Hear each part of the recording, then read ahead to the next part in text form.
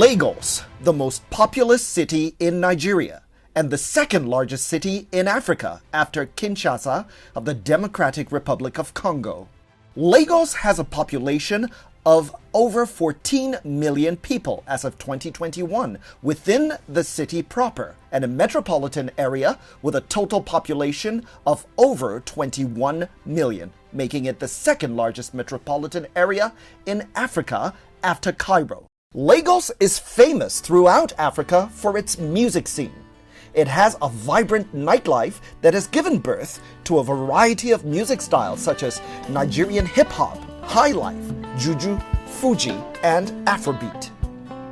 Lagos is also the center of the Nigerian movie industry, often referred to as Nollywood, which is second largest in the world after India's Bollywood.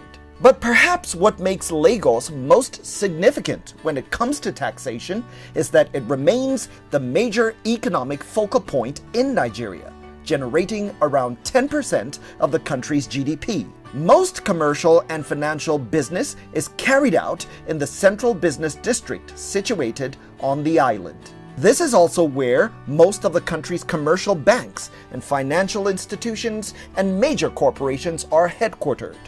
Lagos is also the major information communications and telecommunications hub of West Africa and potentially the biggest ICT market on the continent. Lagos is developing a 24-hour economy. A new report by the National Bureau of Statistics has listed Lagos as the most economically vibrant state in the country after it recorded over 398 billion naira as internally generated revenue last year. The figure, according to the Bureau, was equivalent to the IGR recorded by a combined 26 states in the country in 2019.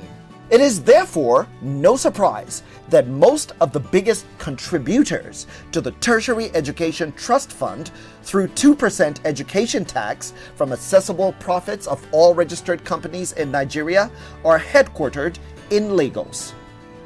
It was a colorful event as government officials, captains of industry, seasoned academics, and other notable dignitaries converged on the Lagos Continental, venue of the third edition of the Tetfund Taxpayers Forum.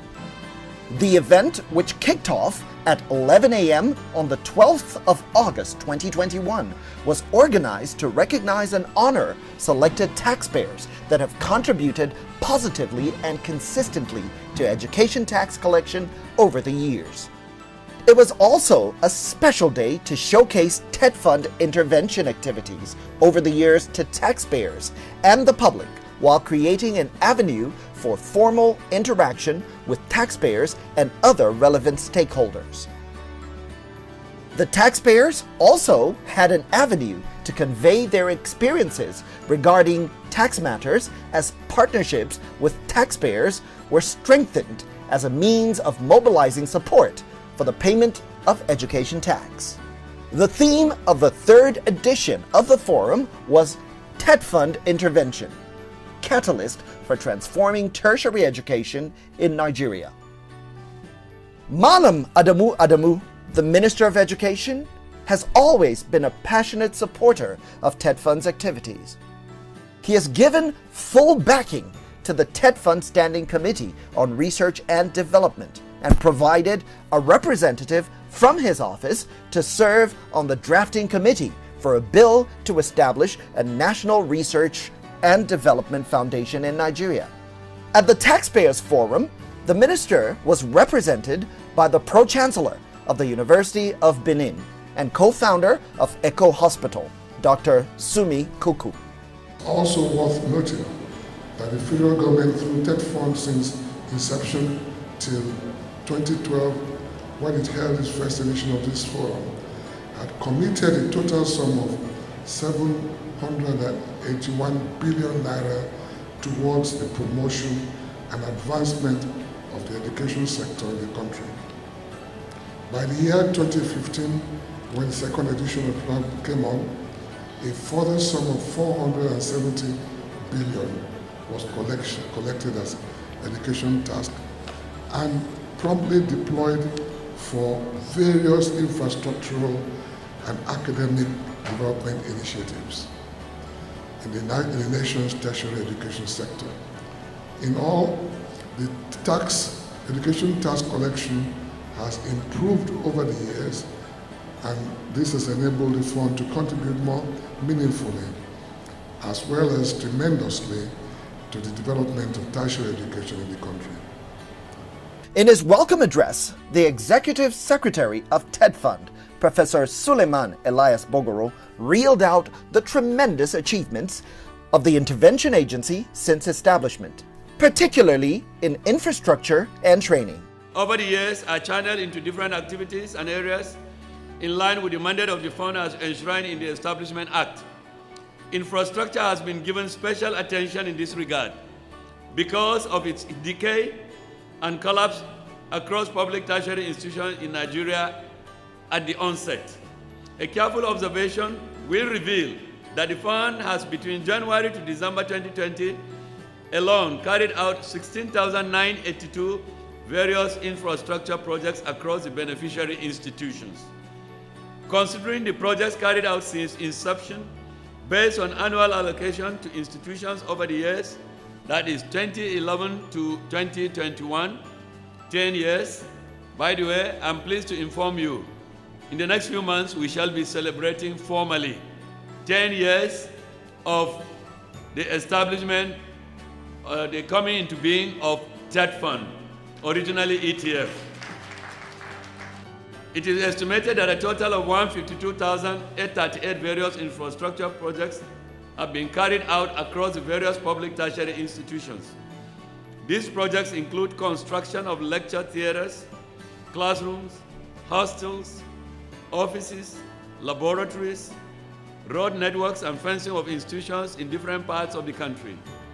Tertiary institutions across the country are dotted with Tetfund projects, which bear the insignia of the fund, distinctly inscribed on each project.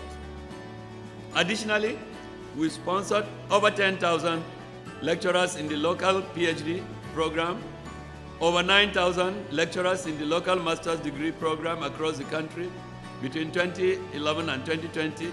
The fund has also sponsored well over 4,485 lecturers to overseas institutions for PhD programs and over 3,192 master's degree candidates also overseas across tertiary institutions within the same period.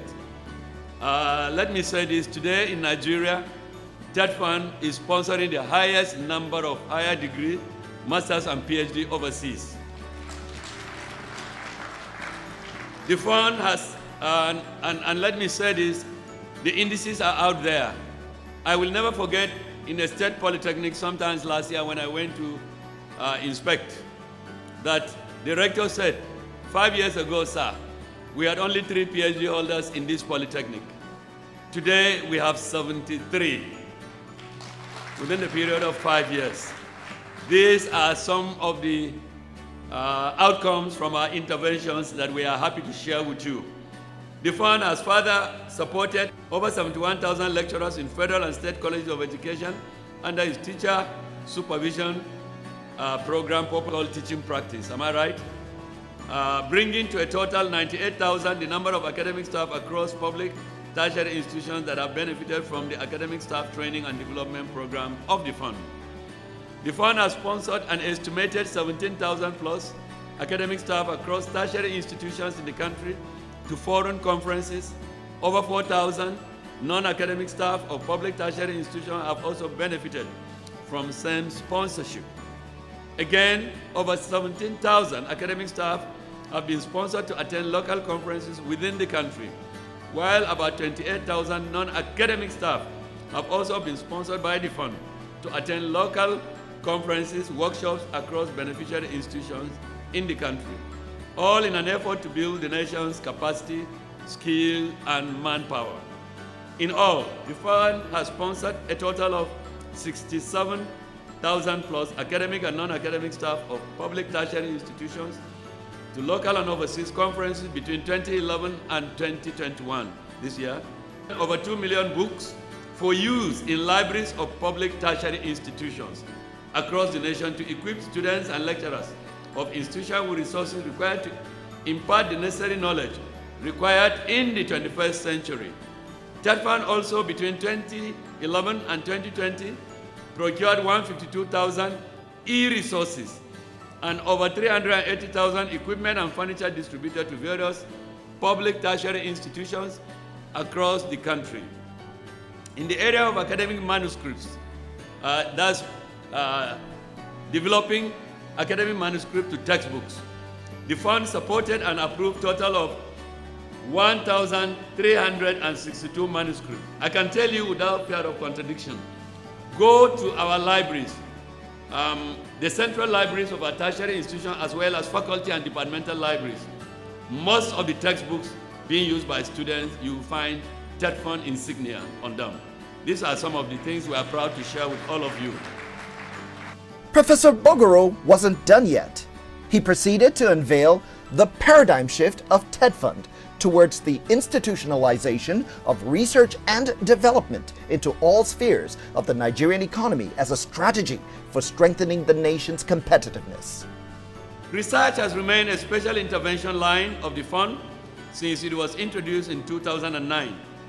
There is no doubt that research remains the most important aspect and instrument of advanced learning and innovation if society and humanity are to make any meaningful progress. Despite the efforts of my predecessors around research, given the level of growth in the country, I took the decision to take research to the next higher level in the country when I made a recommendation and the Board of Trustees graciously approved it. Accordingly, in 2014, I recommended and the Board of Trustees approved the establishment of the Department of R&D and Centers of Excellence in Tetfund. It was in line with the idea that Nigeria cannot hope to be competitive if we do not institutionalize R&D. It was thought that research without development will not provide the needed growth that Nigeria as a nation dearly needs. It is in realization of this fact that on 24 September 2020, the Honorable Minister of Education inaugurated the Tetfund Standing Committee on Research and Development that comprised of about 164 outstanding Nigerian academics, heads of public and private research institutes, and industry operators that would see to the establishment, as we are expecting, of a National Research and Development Foundation, NRDF for short, as the ultimate outcome. The intention to promote research and innovation in tertiary institutions, research institutions, and industry, as well as the establishment of centers of excellence across tertiary institutions, remains a priority. Within the fund, the National Research Fund, NRF, was set up and 3 billion was provided as seed money in its takeoff in 2011. And in 2015, another 1 billion was added. In 2019, following approval of the Board of Trustees, the NRF allocation became annual. That was revolutionary in the context of these progressive achievements and scale up in respect of research. It became annual. In 2020, following the recommendation of the Board of Trustees through the Honorable Minister of Education, Malam Adamu, President Muhammadu Buhari approved a further 50% increase in allocation to the NRF, being 7.5 billion for that year, and 8.5 billion in the year 2021. Between the year 2012 and 2019, a total of 9 billion was committed to the NRF, with about 457 research projects approved across the country. This is in addition to the institution-based research, IBR as we call it, and support for academic research journals across public tertiary institutions by Tetfund. About 2,000 plus projects were approved for the institution-based research between 2011 and 2021, while about 342 academic research journal projects were undertaken within the same period. The chairman of the Tetfund Board of Trustees, Alhaji Kashim Ibrahim Imam, then presented his address. He provided even more details of the impact of Tetfund's intervention activities and made a startling announcement on President Muhammadu Buhari's ambitions for education funding in Nigeria. Most of the major donors are here, but I also want to recognize the fact that there are several key donors that are not here today. We must also recognize those companies. I want to single out in particular the Nigerian LNG for the fact that consistently, persistently, over the years, it has topped our list of donors. The recognition will be done subsequently, but amongst the major donors also are Shell, Chevron, Mobil, MTN. For the telcos, understandably, MTN made the list of first 10. For the banks, GT made the list of first 10. And I want to announce that from next year, we are going to institutionalize an award for the 3 biggest contributors to the fund. And I'm saying so that you compete. I also want to appeal to, in particular, the banks, because if you look at the list of the major donors, it is dominated by the oil majors. I'm appealing to the banks and the telcos to redouble their efforts so that you will also feature prominently on our list of major donors from next year. The executive chairman of the Federal Inland Revenue, Mohammed M. Nami, was represented at the event by Kabir Abba and explained the critical role that the FIRS plays in the revenue collection on behalf of Tetfund. He paints a picture that links the duty of corporate citizens to the success of public universities, polytechnics, and colleges of education.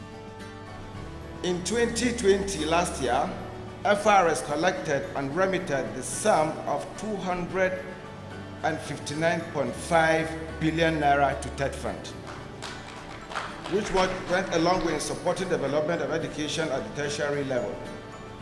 Tetfund will be celebrating its 10-year anniversary by next month, and it suffices to say that over these 10 years, FIRS had assisted Tetfund to collect 2.052 trillion naira. I think this is a plus for the FIRS. And at the FIRS, we're implementing a number of initiatives, principally driven by the use of information technology, to fully automate the tax administration process. In particular, is the introduction of the Tax Pro Max solution, which is an online filing, assessment, and payment platform, which we have successfully implemented across our offices. The BOT had made mention of the telecoms.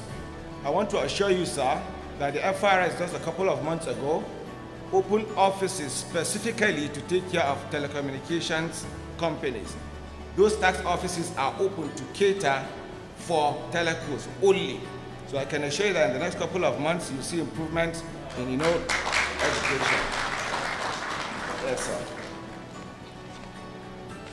The Tax Pro Max solution, which the service adopted, actually helped us to collect over 650 billion naira in one single month, which translates, of course, to higher Tetfund collection, and it is the highest ever single collection recorded in a single month in the history of the FIRS. Trying to say in the next couple of months, by the adoption of this new solution, revenues will continue to increase. A keynote address was then presented by the guest speaker, Professor Oluwatoyin T. Ogundipe, the Vice Chancellor of the University of Lagos.